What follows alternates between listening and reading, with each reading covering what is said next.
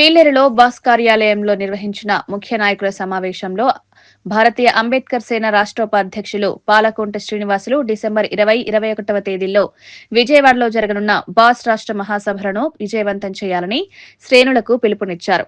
గుండ్లూరు రవీంద్ర అధ్యక్షతన జరిగిన ఈ సమావేశంలో రాష్ట్ర మహాసభల ఏర్పాట్లు, బాస్ ఆవిర్భావ దినోత్సవ కార్యక్రమాలు విస్తరణపై ఆయన నాయకులతో చర్చించారు.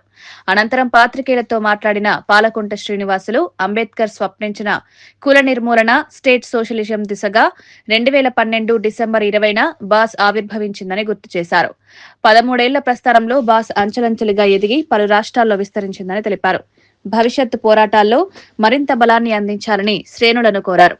ప్రైవేట్ రంగంలో రిజర్వేషన్లు, జాతీయ అంబేద్కర్ బ్యాంక్, సాగు భూమి పంపిణీ, 3 సెంట్ల ఇళ్ల స్థలం, 10 లక్షల నిర్మాణ సాయం వంటి కీలక డిమాండ్లను ప్రజల్లోకి తీసుకువెళ్లాలని సూచించారు.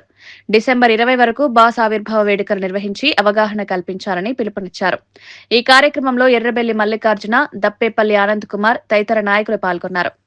అదేవిధంగా ఎస్సీ ఎస్టీ విద్యార్థులకు ఆ రోజు 550 రూపాయలు మెస్ ఛార్జీలు ఉండే సందర్భంలో మెస్ ఛార్జీలు పెంచాలని చెప్పేసి ఆ దీక్షలోగానే ఒక డిమాండ్ పెట్టడం జరిగింది.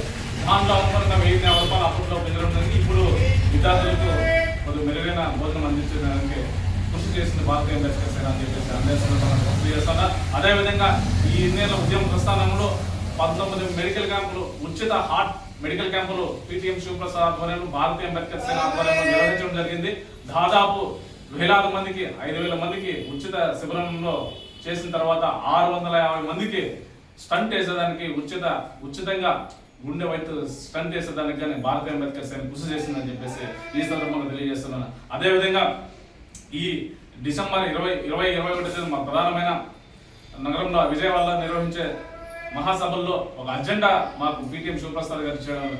ఎస్సీ ఎస్టీ సప్లాన్ని సక్రమంగా అమలు చేయాలని చెప్పేసి, ఎస్సీ ఎస్టీ అట్రాసిటీ కేసులు నిర్వీర్యం కాకుండా వేగవంతం చేయాలని చెప్పేసి అంశం. మళ్ళా అదేవిధంగా బుద్ధ విహారాలు దానిపైన, అదేవిధంగా